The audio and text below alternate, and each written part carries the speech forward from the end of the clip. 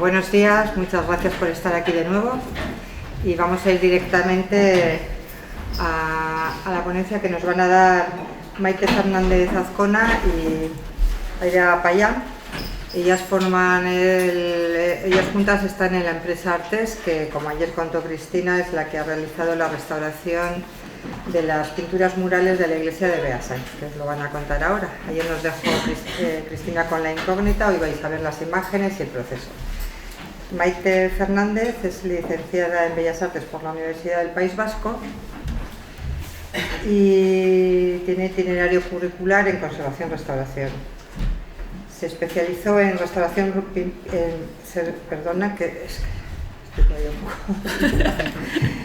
Se especializó en restauración de pintura mural romana en Zaragoza y comenzó su carrera profesional trabajando para diferentes empresas dedicadas a la restauración hasta que en 2013 decidió, junto con Aida Payán, crear Artes, una empresa de restauración donde conservan y restauran patrimonio mueble e inmueble. Han trabajado tanto para instituciones públicas como privadas, como Gordalloa, el Museo de San Telmo o el Museo Laboratorium, la Diócesis de San Sebastián o la Diputación Foral de Guipúzcoa.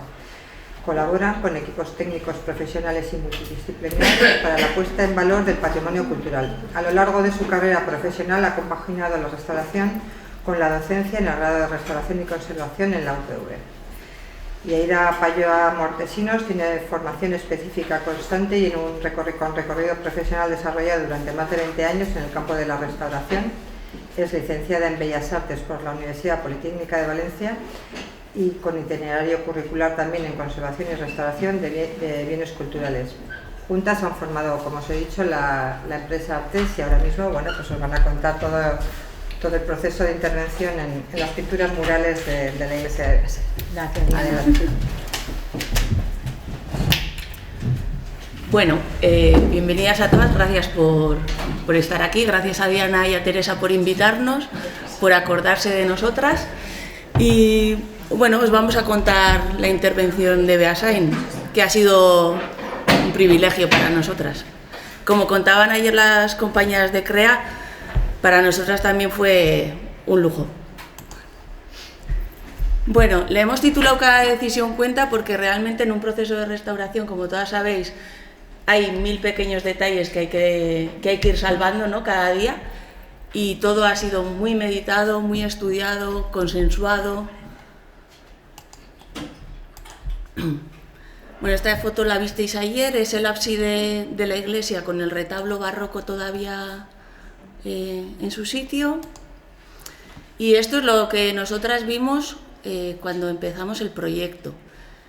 También deciros que todo esto fue un reto porque tenéis que ver la cantidad de metros cuadrados que hay aquí, lo primero para calcular cuánto tiempo nos iba a llevar todo eso, qué equipo necesitábamos, bueno, esta locura, ¿no?, de la restauración.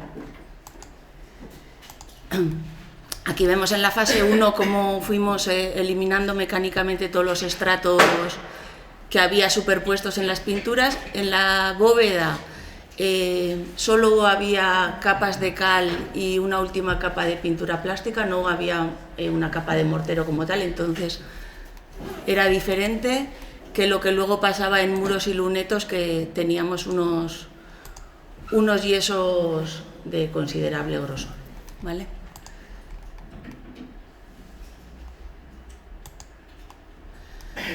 Os voy a explicar un poquito la iconografía que presentan las pinturas, pero sin haceros spoilers, sin que podáis ver el resultado final, que lo vamos a dejar para el final, entonces va a ser un poco así.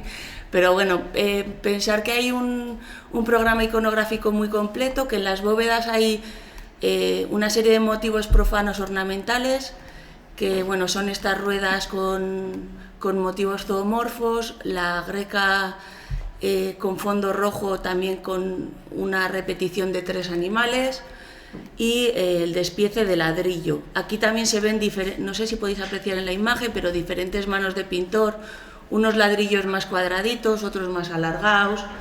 Bueno, se ve que no pintaba una persona sola, claramente, ¿vale? Luego tenemos los lunetos, y es esta parte que os explicó ayer Cristina, que se recogen los libros de de la parroquia del contrato con Juan Pérez de Landa, y aparecen 5 escenas de la Pasión, que son el llanto sobre el Cristo muerto, la salida de Jerusalén, la crucifixión, la prendición y la oración en el huerto. No están colocados de forma cronológica, sino de una forma jerárquica o de importancia, ¿vale? Estando la crucifixión en el centro. Luego también veremos que a esta escena ellos ya le dieron un tratamiento especial. Son grisallas, aunque tenemos la cruz en ocre y este cielo de aquí en azul. Y por último tenemos los muros, que tienen una problemática especial porque conservan 2 pinceladuras diferentes y una pintura mural, términos que ayer Pedro nos dejó muy claros, ¿no? Que pinceladura se trata de todo esto que es despiece y que imita la arquitectura, y pintura mural es cuando ya tenemos motivos ornamentales. Entonces, en este caso tenemos una primera pinceladura, que sería esta de aquí, que es este despiece de sillar sencillo de línea negra sobre fondo blanco, que iría junto con este friso rojo y la cornisa de bolas que solo se conserva hasta aquí, que se conserva gracias a la presencia de ese retablo mueble, porque en todo el resto del ábside han picado las bolas. Y luego tenemos superpuesta a esta una segunda policromía que creemos que pinceladura, que se pincela unos 70 años después, esto ya sería del siglo XVII, y es esta greca con las letras, otro friso rojo, aunque conserva muy pocos restos de policromía, y este despiece almohadillado en inglete, ¿vale? Y aquí en esta imagen se ve muy claro las jornadas de trabajo, ¿vale? Como este mortero hasta aquí tuvo mejores resultados que esta otra tanda, que aparece más velado, ¿vale? Bueno, eso en cuanto a la iconografía. Os hacemos un breve resumen del estado de conservación porque, realmente no tienen nada singular, ¿vale? Todas las alteraciones y degradaciones que vimos eran las mismas que podemos encontrar en cualquier pintura mural. Bueno, en la bóveda, pulverudencia, pérdidas de morteros disgregados, carbonataciones y yesos antiguos, que es una parte singular de esta obra. Las carbonataciones, pues, de diferentes grados, paños totalmente carbonatados y otros en los que todavía se intuye el dibujo.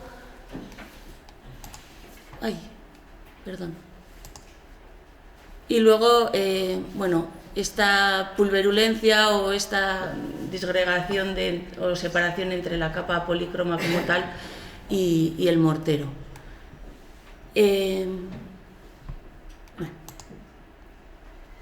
En cuanto al soporte, pues teníamos estos yesos antiguos que cubren grandes superficies, sobre todo en esos plementos que están pegados a los lunetos y que han sufrido más las inclemencias de las goteras. Separaciones entre los lunetos y las bóvedas, que de 5 centímetros mayores. Y estos morteros disgregados, ¿vale? Vemos como el intónaco, esa última capa, ¿no?, se ha separado del mortero. Y hemos encontrado también que ha salido en otras conferencias. En nuestro caso tenemos aquí la paratacamita o esta alteración de la azurita y el metacinabrio o la alteración del rojo vermellón. Como esto lo hemos ido añadiendo conforme iban saliendo cosas en las otras ponencias, para que lo vierais. En cuanto a los lunetos, y tienen alteraciones diferentes que en la bóveda, porque aquí sí que colocaron otros morteros y entonces aparecen los piqueteados. Y tenemos, un estado de conservación muy desigual. Tenemos este luneto central en el que no llegaron a picar nunca porque ya estaba el retablo mueble colocado delante y entonces no les era fácil picarlo y únicamente lo encalaron y posteriormente, bueno, un montón de recubrimientos, creo que contamos hasta 12. Tenemos este luneto lateral en el que abren esta ventana y eso provoca pues grandes pérdidas. Tenemos este otro luneto totalmente picoteado, pero que conserva el 80% de la policromía. Y luego tenemos los dos lunetos del lado norte que conservarán, no sé, un 10% de policromía, ¿vale? Para que veáis el estado súper desigual de las pinturas, ¿no? Y en cuanto a los muros, bueno, el mayor problema que presentan los muros es esa conservación de las dos pinceladuras, porque el agarre entre la primera y la segunda pinceladura es malo y la segunda pinceladura está casi totalmente despegada de la primera, ¿vale? Y eso ha supuesto pues una gran labor de consolidación. Y bueno, para que veáis la primera y la segunda, cómo el que haya perdido la segunda pinceladura deja esta primera totalmente parda, con esos restos de mortero pegados a ella. Esto es una alteración ya de origen, este muro da al norte y aquí tienen problemas desde el principio, desde que pincelan la iglesia por primera vez, y esto es un arreglo de época, ¿vale? Ya ahí tienen problemas de humedad y le vuelven a dar otra capa de cal, y aun y todo les vuelve a dar problemas porque se pierde totalmente la línea de despiece. Y aquí tenéis ejemplos de esto que os decía, de esta separación entre la primera y la segunda, ¿no? Que está totalmente separada todos los estratos. Vale. Y bueno, terminando con el estado de conservación, deciros que este muro central presenta una particularidad, que es que, como siempre ha estado oculto por el retablo, nunca ha tenido recubrimientos pictóricos, nunca ha estado oculto por capas de cal o de pintura. Ha sufrido grandes modificaciones. Esta es la hornacina que ayer os explicaba Cristina, que abrieron a principios del siglo XX para colocar una gran escultura. Cristina dijo maravillosa, pero horrible, de escayola. Con este fondo azul y bueno, con unas estrellitas de latón, bueno, fantástica. Para colocar el retablo mueble le hacen todos estos agujeros para sujetar los tocones de madera sobre los que va el retablo. Y bueno, aunque ha estado oculto, pues sí que tenía mucha cantidad de suciedad, tenía erosiones, porque pensamos que los retablos siempre están quietos y no es así, ¿no? Caen cosas por detrás, yo qué sé, pasan cosas en los siglos, durante los siglos. Y bueno, tenía pulverulencia, lo mismo que en la bóveda o lo mismo que en la primera pinceladura, ¿vale?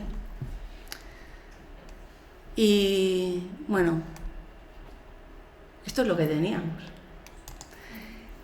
Viendo todo este panorama, ya en esa primera fase en la que descubrimos las pinturas, decidimos hacer todas estas pruebas de intervención que también se ha comentado aquí, que son tan importantes, ¿no?, para luego afrontar la intervención como tal.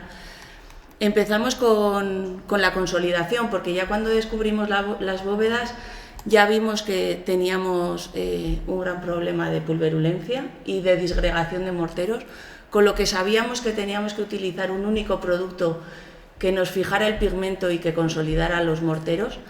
Hicimos pruebas sabíamos que no queríamos nada sintético, que no queríamos paraloid, que no queríamos acril, que no queríamos estas cosas que cambian la permeabilidad del muro. Queríamos en estos momentos que lo nano está tan de moda, pues quisimos probar con nanocales y nanoésteles. Al ser un mortero de cal, al final lo que mejores resultados fue una nanocal que no provocaba cambios de coloración, no hacía brillos, no creaba velos blanquecinos, y que su aplicación era sencilla porque eran muchos metros cuadrados, teníamos que consolidar todo el ábside. Entonces, bueno, era factible, era viable decidimos utilizar una nanocal, que luego Aida os explicará. Como teníamos esos problemas tan particulares del paño central, le pedimos colaborar a Diana, que vino a ayudarnos, a echarnos una mano. Hicimos unas pruebas de fijación de pigmentos, porque creíamos que iba a ser muy difícil limpiar toda esta zona si no fijábamos esos pigmentos, y no podíamos fijar esos pigmentos si no estaba limpio.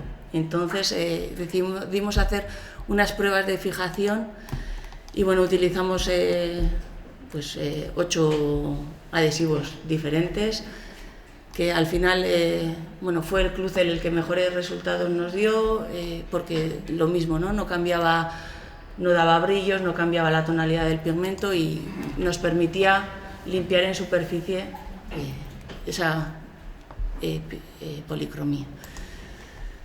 Como os he dicho, teníamos ese gran problema de la separación de estratos, y aquí sí que fue de mucha ayuda ese producto, ¿no? Esa dilución de cal hidráulica que prepara la Diputación Foral de Álava, que tuvimos la suerte de poder contar con él, que ha funcionado perfectamente y que hemos inyectado todos los muros del ábside, ahí donde se conserva la segunda policromía, la hemos inyectado. Es verdad que no hemos tenido que hacer agujeros nuevos, porque aparecen diferentes pérdidas a lo largo del muro, y hemos aprovechado esas para poder inyectar.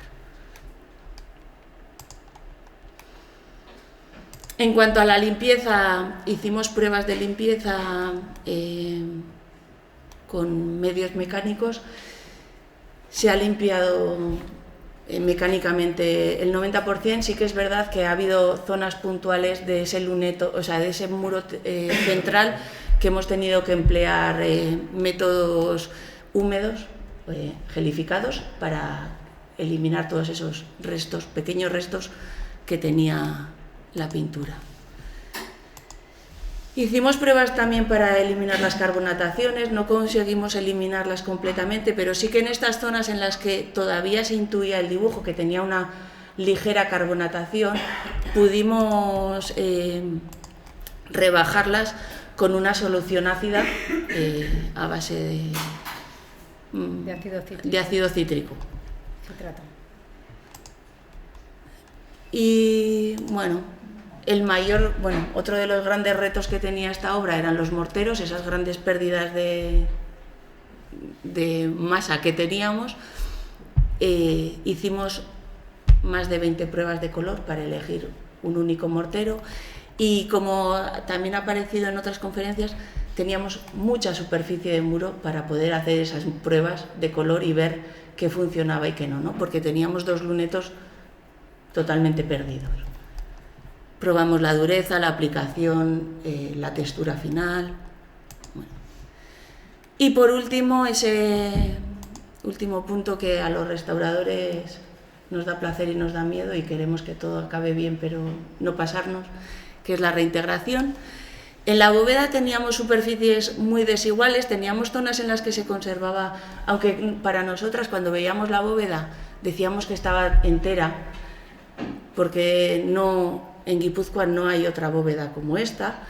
Sí que cuando te acercabas pues tenías zonas muy perdidas y otras muy bien conservadas, ¿no? Y queríamos que tener en cuenta que todo esto está allá en los cielos, ¿no? Y que desde abajo se tenía que poder ver y tenía la gente que poder disfrutar de esto. Entonces, hicimos unas pruebas de reintegración al principio con estas tintas a bajo tono, que el resultado que daban era como una cosa, como si fuera un recortable de esos de antes, ¿no? Todo muy, muy artificial, como si fueran pegatinas ahí puestas.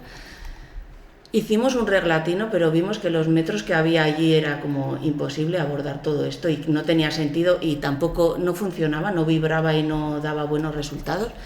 Y al final también, gracias a Diana, nos sugirió que hiciéramos el serpencelo, que son estas pequeñas eses que, no tenemos muy claro, creemos que fue Petra. Fuimos nosotras Sí. en una en Gardelleri, porque vimos que se nos quedaba así muy muy cerrado, no podíamos definir y bueno, le dimos ese nombre en plan de risa, ¿verdad? Eso es. Bueno, pues nosotras ya lo hemos bautizado, Sí, ya está. Maravilloso. Mira, estos son como serpentillas, como culebrillas Sí, que estamos sí. haciendo y era una forma de dejarlo abierto y bueno. Bueno, y como en esto de la restauración todo tiene que ser un poco italiano, pues serpentello queda como más técnico, ¿no? Que unas serpentillas, yo qué sé. Bueno, este método la verdad que nos funcionaba muy bien porque tenéis que tener en cuenta que con todos los metros que éramos un equipo de 6 restauradoras y tenía que ser un sistema que todas hiciéramos igual, porque sabéis, bueno, todas las restauradoras, todas las que estáis aquí, sabéis que al final la mano de cada una se suele notar, ¿no?, en las obras, y no queríamos que pasara eso. Por eso, bueno, al final optamos por el serpentello. Concluidas todas estas pruebas, ya teníamos casi claro cómo teníamos que abordar la intervención. Para la intervención contamos con un comité de expertos, le llamamos nosotras, que son arquitectos, restauradores, la diócesis, la parroquia, Diana, Pedro. Bueno, tuvimos la verdad que mucha suerte de estar muy bien asesoradas. Y ahí empieza. Y bueno, ahora os paso con Aida, que os va a hablar de la consolidación. Vale, pues os voy a contar, bueno, por qué ha sido todo un reto, ¿no? Y cómo hemos tomado siempre soluciones y decisiones, como ha dicho Maite, consensuadas en todo momento con este equipo técnico. No hemos tomado nosotras ninguna decisión en cuanto a criterio nosotras solas. Bueno, empezamos con la consolidación. Os ha comentado mi compañera que teníamos un problema de fijación, es decir, tenemos unas pinturas murales al seco que han perdido parte de su aglomerante. Entonces está el pigmento muy en superficie, muy descohesionado. Y por otro lado, también como os ha comentado, esos muros con esa primera pinceladura muy disgregada, con problemas de sustrato, ¿no? Entonces se nos plantea en principio cómo hacer esta tarea conjuntamente, cómo hacer fijación de pigmento y consolidación al mismo tiempo. Entonces, bueno, como os ha contado ya en la fase de pruebas, decidimos utilizar una nanocal, el Calosil E5, que es una nanocal que está dispersa en alcohol etílico al 5%. Temperatura y humedad, tiene un pequeño problema, tiene que tener los parámetros súper acotados. En cuanto a temperatura, que tiene que estar entre 5 y 25, la humedad en torno al 70-80, tenemos la suerte que al final, bueno, en el País Vasco tenemos la humedad relativa de las parroquias súper alta, entonces los parámetros coincidían con la humedad que teníamos. Eso es una imagen del registro de data lawyers. Se colocan en la parroquia data lawyers en época anterior, cuando tiene problemas estructurales el retablo, y sabíamos perfectamente la época del año en que queríamos comenzar esa consolidación, que teníamos como ajustado la humedad y la temperatura para comenzar. Entonces, bueno, empezamos con la consolidación en la bóveda. Empezamos en la bóveda porque es la única parte, una vez eliminados los recubrimientos, que sale limpia, mientras el resto del equipo continúa las acciones, ¿no? Por otro lado, comenzamos por la bóveda, se dan 3 capas de esta aplicación, ya veis amatavi por pulverización, y súper importante el control de data lawyers, de dinolite entre capa y capa, ¿no? O sea, teníamos que todo el rato evitar que salieran estos velos blancos que tenemos en la foto de la izquierda. Bueno, veis aquí Que se ve perfectamente que habían dado resultado de otras nanocales mucho más concentradas, por eso se desestiman desde un primer momento, y utilizamos el Calosil, que bueno, ha sido completamente compatible, no ha provocado cambios cromáticos, o sea, súper estable, y nos ha hecho esta doble acción, consolidación y fijación del pigmento, y nada, hemos quedado súper satisfechas con la consolidación. Se han consolidado todos los parámetros, desde la bóveda, lunetos y muros, totalmente. Y ahora Maite os explica un poquito la limpieza.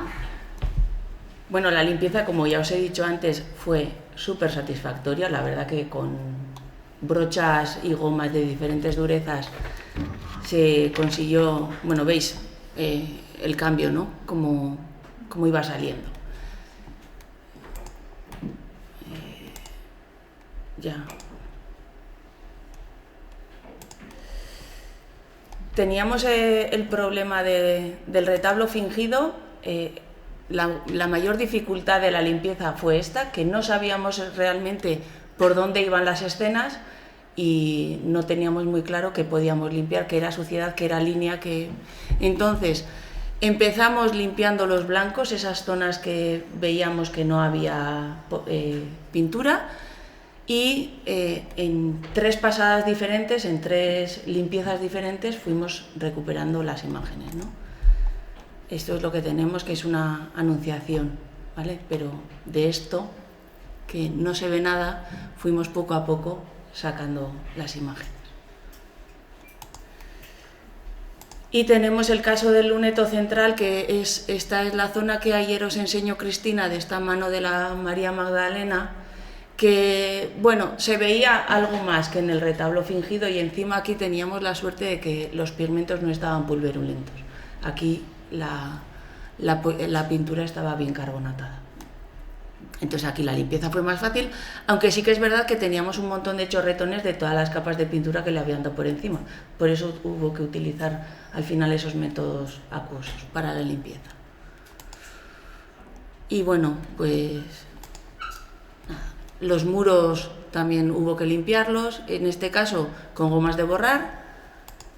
Uy. Bueno.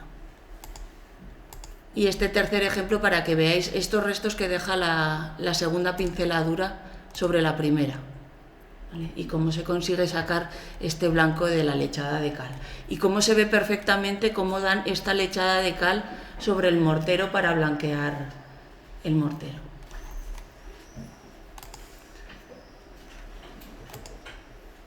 Bueno, ahora Aida os explica su gran reto en esta obra. Sí, bueno, yo diría que la colocación de morteros en esta obra, junto con luego con la reintegración cromática, pues han sido los 2 grandes retos técnicos, ¿no? Ya os ha contado Maite el estado de conservación que teníamos, esas lagunas enormes.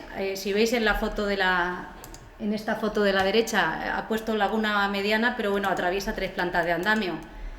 O sea que todas las lagunas eran muy grandes, ¿no? Entonces, bueno, los picados también hemos estado viendo, todas las superficies, también se nos plantea el problema si colocar morteros en los repicados, si no colocar. Aquí tenemos una muestra de los muros en el despiece simple, ¿no? ¿Cómo quedaría si colocáramos mortero dentro de los repicados? Luego es un criterio que al final hemos tomado conjuntamente. Colocábamos, no colocábamos, cada uno del equipo técnico de asesores pues tenía una opinión. Finalmente decidimos no colocar mortero. Y aquí tenemos una muestra del luneto. Si os fijáis, hemos colocado también mortero en una zona que corresponde con la espada de San Pablo. Y aquí tiene diferentes métodos de reintegración, ¿no? ¿Qué pasaría si esos morteros les diéramos una aguada? ¿Qué pasaría si solamente diéramos una aguada de color en los repicados? Es decir, todavía en la fase de criterios, a ver cómo solucionábamos el tema de los repicados. Vale, aquí seguimos teniendo imágenes, ya veis que está totalmente agredido. Otro reto que teníamos eran esas grandes lagunas, ¿no? Tenemos 2 lunetos de 20-25 metros cuadrados que apenas tienen pintura, como os ha dicho Maite, pues un 10%, pero sí que estaban salpicados de innumerables restos de policromía que teníamos que respetar. O sea, apenas había policromía, pero estaba todo lleno de pequeños restos del tamaño de una moneda. Por ello se nos plantea el problema, ¿no? Este primer reto de cómo dar continuidad, una lectura y un orden a todo el ábside en cuanto al mortero se refiere. Por ello, y como criterio, hemos decidido la utilización de una única formulación de mortero. O sea, no hemos utilizado, de las 25 muestras, hemos utilizado una única formulación para dar continuidad a todo ese ábside, ¿no?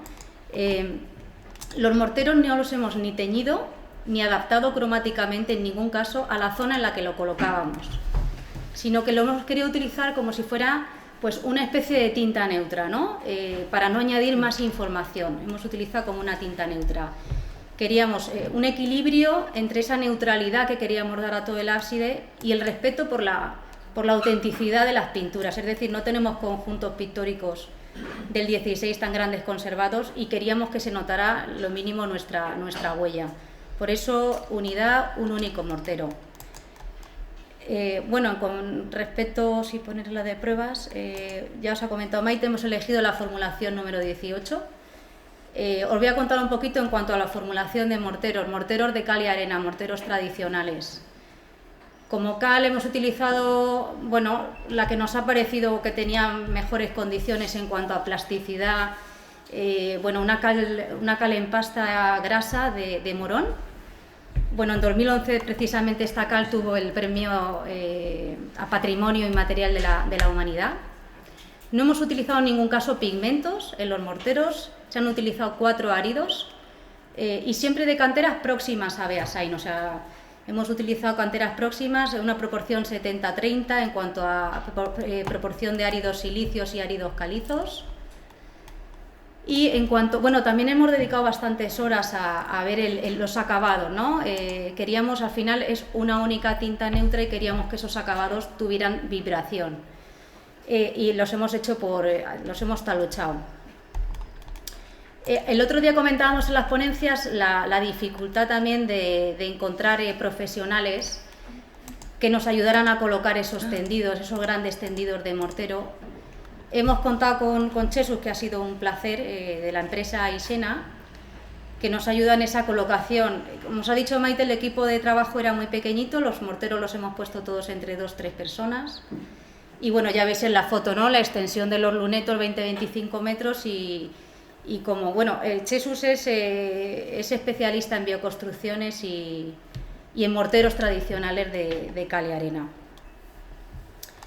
Que es difícil, hoy en día encontrar a un albañil que sepa qué es la cal. Bueno, y aquí para que veáis que nunca se ha intentado hacer esos tendidos lisos, ¿no? Lisos, eso es. Siempre hemos intentado seguir, como hemos estado también comentando en todas las conferencias, pues esa sinuosidad que tienen los muros y esa orografía que tienen, ¿no? Y por último os voy a hablar un poquito de... Bueno, ¿Esto no. es tuyo? Bueno, teníamos solucionado como los grandes problemas, ¿no? Pero sí que es verdad que luego en las obras, y cuando se trata de un ábside y que hay tantas cosas y que han pasado tantos siglos, ¿no?, hay cositas que hay que solucionar un poco sobre la marcha, ¿no?, y ir viendo qué solución se le da. En el muro 5, como ya os he dicho, tenemos una gran ventana que se abre en el siglo, o se manda a hacer en el siglo XVII, porque luego en los libros creo que también tienen movidas porque no lo hacen y lo vuelven a pedir que se haga, y se recoge que se manda, se abra y se haga la ventana de la epístola y a la que está el óvalo para que el altar mayor de la tenga la luz necesaria, ¿no? Entonces aquí tenemos ya el documento de cuándo abren esto y por qué esta escena aparece mutilada. Evidentemente con la ventana no se puede hacer nada y ahí se queda, y el óculo pues lo mismo. Pero tenemos otro caso, que es un pequeño vano que abren en este mismo muro, que lo abren cuando construyen la sacristía, lo mismo para darle luz a la sacristía, y que tenemos aquí, cuando quitamos todos los recubrimientos, aparecía este mortero que era diferente y no entendíamos muy bien por qué. Teníamos también la imagen de temperaturas que ayer os enseñó Cristina, y ahí aparecía un algo diferente que había. En los libros también queda recogido y bueno, lo descubrimos, está tapiado con diferentes ladrillos, aunque conserva su forma. Como nos pareció un testimonio, bueno, bonito, ¿no?, de la historia de la iglesia, lo hemos conservado, no lo hemos dejado a la vista, no lo hemos abierto, porque actualmente en la sacristía justo ahí hay colocada una virgen, pero sí que lo hemos hecho una pequeña hendidura para que quede registrado, ¿no?, de dónde está. Por otra parte, tenemos una serie de elementos que hemos retirado, como son estos tocones de madera que se colocaron para sujetar el retablo mueble y que actualmente, como ya no se va a volver a colocar ahí, bueno, sacamos todas las piedras para poder sacar esos tocones. Y sí que es verdad que Miquel Landa, el arquitecto que está diseñando la nueva estructura del retablo, ha diseñado la estructura nueva. Aprovecha estos grandes orificios que ya teníamos en el muro para no hacerle unos nuevos, ¿vale? Aquí se han metido unas varillas metálicas de 40 centímetros, creo que son, sobre las que irá sujeto ese retablo, que es autoportante, pero que por motivos de seguridad hay que anclarlo al muro. No vaya a ser que se le caiga algún visitante. Ahí. Vale. Y tenemos, por último, todos estos elementos metálicos que el retablo, como empieza a dar problemas hace ya muchos años, ya lo intervienen, meten estas vigas metálicas. Todo esto es para construir esta hornacina. Y bueno, todos estos elementos se cortaron, se protegieron, se pasivaron y se amorteraron por encima. Uy. Vale, os voy a hablar un poquito de los casos singulares de cómo hemos ido en cada situación aplicando una solución distinta. La hornacina ya os hemos comentado que es del siglo XX, que además dificulta la lectura totalmente de ese muro central, del muro cabecera, no permite una lectura ni del retablo fingido ni del muro.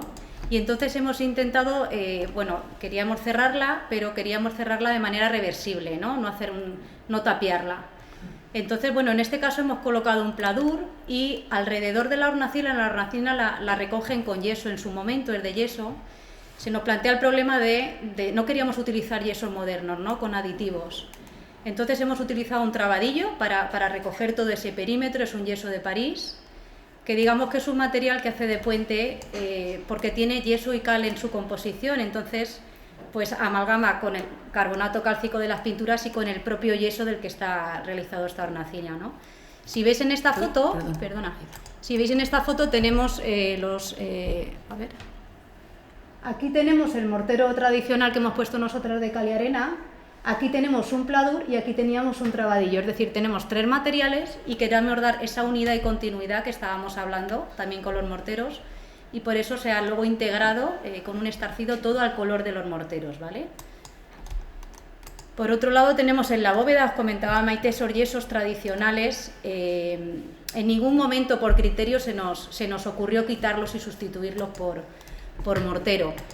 Al final son yesos que están súper estables. Pensamos que son anteriores a 1960 porque tienen como carbón en la composición y se ve perfectamente ese carbón procedente de los hornos tradicionales. Lo que quiero decir que son yesos súper estables, no han provocado sales, y que lo único que hemos hecho al dejarlos es rebajarlos, porque si veis están por encima de la policromía, ¿no? Están a razón de esos recubrimientos que hemos eliminado que daban altos. Entonces los hemos lijado y luego los hemos integrado. Por otro lado, aquí con la foto del andamio es un poco complicado. Al final nosotras teníamos también esta visión constantemente, ¿no? O sea, teníamos mucha información y siempre con el andamio delante.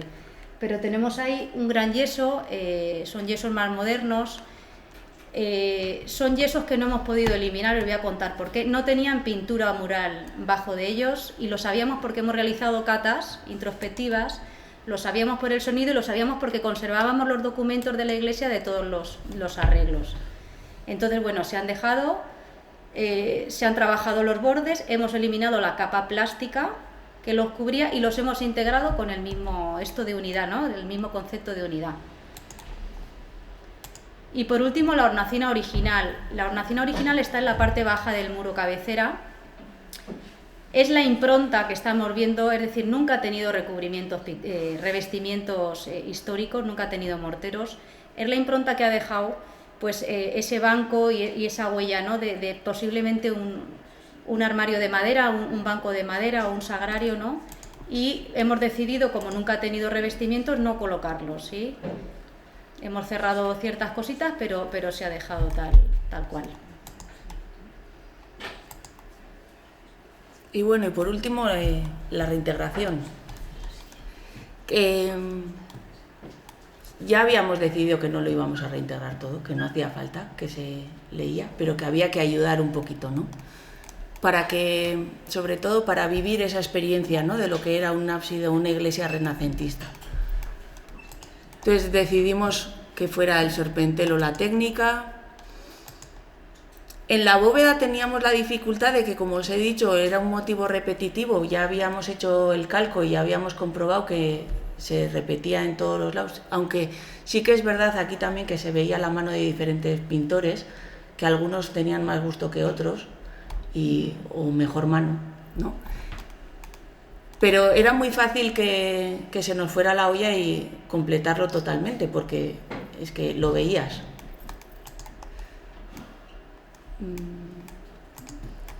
Bueno, una vez decidido que era serpentel lo que íbamos a utilizar y que hicimos las pruebas en la bóveda, sí que ese mismo sistema tenía que funcionar en todo el ábside, en toda ahí donde hubiera algo que reintegrar. Hicimos pruebas en el luneto y hicimos pruebas en el retablo. Como no queríamos pasarnos y siempre hemos pensado que era mejor quedarnos un paso atrás y que de aquí a unos años, si alguien decide que hay que integrarlo más, pues ahí estará, ¿no?, y podrá hacerlo. Establecimos unas zonas de control, tanto en la bóveda como luego en el luneto y en el retablo fingido, en la que todas las mañanas el equipo tenía que fijarse muy bien qué era lo que queríamos para luego respetarlo, ¿no? ¿Veis? Esto sería una zona acabada y veis como aquí sigue habiendo lagunas. No se ha intentado cerrar todo porque realmente no hacía falta, ¿vale? Como ya os hemos hablado, la mayor dificultad que tenía era que nosotras estábamos integrando una cosa que teníamos a 10 centímetros del ojo, pero que luego se iba a ver a 16 metros de altura, ¿no? Y teníamos una estructura de andamio maravillosa, pero que impedía totalmente la visión. No sabíamos qué era realmente lo que estábamos haciendo. Entonces, otra dificultad que tuvimos fue parar, llamar a la empresa que colocó el andamio, pedirle por favor que nos quitara un trozo de la plancha que cubría la bóveda para poder desde el suelo ver cómo estaba quedando antes de seguir adelante, ¿no? Eso, bueno, ya sabéis las empresas que estáis aquí, que lo que supone parar, acordar los tiempos, los plazos, esto y lo otro, ¿no? Bueno, total, quitamos las planchas y cuando vimos el resultado dijimos, bueno, podemos seguir, vamos bien. Bueno, esto es quitar y convocar a todo el mundo también para que lo viera desde abajo, ¿no? Gran labor también importante que en el equipo ese de expertos estuviera, y las pruebas que antes os ha enseñado Aida, ¿no?, de cubrir los picados, de esas reintegraciones que nosotros sabíamos que no queríamos hacer, pero que teníamos que vendérselo a la propiedad, a la parroquia, para que ellos también vieran que lo dejábamos así porque así era como tenía que funcionar, ¿no? Porque sí que es verdad que el profano normalmente quiere que las cosas queden pues enteras, nuevas y más bonitas. Que cómo nos hemos gastado todo este dinero si al final se ve roto. Eso es. ¿No? Bueno. Para que veáis un poco el resultado final, ¿no? Como, bueno, en unos mismos plementos, como todavía sigue habiendo pérdidas en esas zonas en las que todo estaba perdido. No nos lo hemos inventado y aquí tenemos problemas de que se ha caído la última capa de ese pigmento azul y nos queda la base parda, pero no la hemos integrado tampoco, y hemos llevado a fondo pues los blancos estos de los yesos con un estarcido y hemos completado ligeramente los rojos con una paleta muy limitada. Teníamos el problema del retablo fingido en el que, bueno, la idea era la misma, no reconstruir, ayudar ligeramente a la lectura, ¿vale? Y así es como han quedado. Os voy a contar una pequeña anécdota también, que en la última visita de obra, las restauradoras que llevábamos mirando este muro un año, vimos que aquí están la mula y el buey. Gracias a Pedro Echeverría, que vino y los vio y nos lo dijo. Pedro nos dijo, y están en aquí. En esa imagen tienen que estar la mula y el buey. No puede ser, si llevamos un año viéndola. Janine estaba aquí siempre.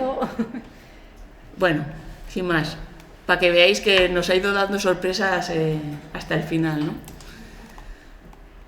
En cuanto a la segunda pinceladura, aparecían estos raspados, que, no sé, arañazos, que perturbaban un poco la lectura, porque era como scary movie ahí, ¿no?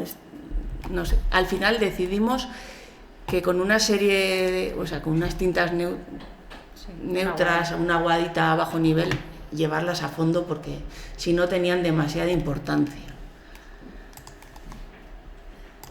En cuanto al friso rojo, el criterio fue el mismo que en la bóveda, ayudar un poquito a completar las formas, pero sin dibujar. Y aquí tenemos este minio que también ha virado a negro, ¿vale? En las bolas. Y aquí se ve, no sé, el escalón que hay entre la primera pinceladura y la segunda, ¿vale?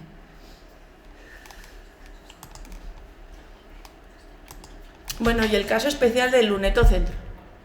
5 minutos. Vale, sí. En el luneto central teníamos este problema de pérdida de pigmento. Teníamos, como hemos visto en los muros, un primer mortero muy bien aplicado y que había dado muy buen resultado. Estaba bien carbonatado, estaba liso y la pintura se conservaba perfecta. Pero de aquí hacia arriba, no sabemos si fue por tiempo, por dinero, por diferentes motivos, el mortero es muy vasto y encima ha dado problemas de adherencia, con lo que se ha perdido la mayor parte del pigmento. Para que veáis un poco cómo se veía, ¿no? Y cómo se pierde totalmente esta imagen del Cristo. Una vez que teníamos ya casi todo terminado, decidimos que en estos fondos había que hacer algo para que el Cristo tuviera la importancia que tiene, ¿no? Vemos aquí la diferencia que hay entre los dos morteros y bueno, vemos estos restos de azul sobre este fondo negro maravilloso, que ese cielo tuvo que ser una pasada en origen, ¿no? Y bueno, con serpentelo también fuimos rellenándolo. Para finalizar y para que todo quedara bien documentado, y ya que va a tener el retablo ocultando o dificultando la visión de las pinturas, hicimos un registro fotogramétrico de este muro central y de este luneto de aquí. Lo hizo Enclave, una empresa de Vitoria. Y bueno, este sería el resultado, ¿no? Esto era lo que teníamos y así es como ha quedado. Y en el caso de la bóveda, bueno, la bóveda lo mismo, ¿vale? Con este conjunto de pintura mural renacentista, el mayor que tenemos en Guipúzcoa. Agradecer a la Diputación, a Gordailu, al Ayuntamiento y a la Diócesis, que evidentemente han financiado y han posibilitado que nosotras trabajemos. Y bueno, me ha gustado terminar la ponencia con esta imagen con la que Cristina empezó ayer, ¿no? Todo este círculo de Beasain. Cerrarlo, tenderos la mano a todos los restauradores para que sigamos haciendo esto posible, ¿no? Recuperar el patrimonio, recuperar la pintura mural y ofrecérsela al público, a las instituciones y a las que estáis aquí, a las organizadoras del Congreso. Esto es el equipo que hemos trabajado en Beasain y nada, por nuestra parte muchas gracias a todas.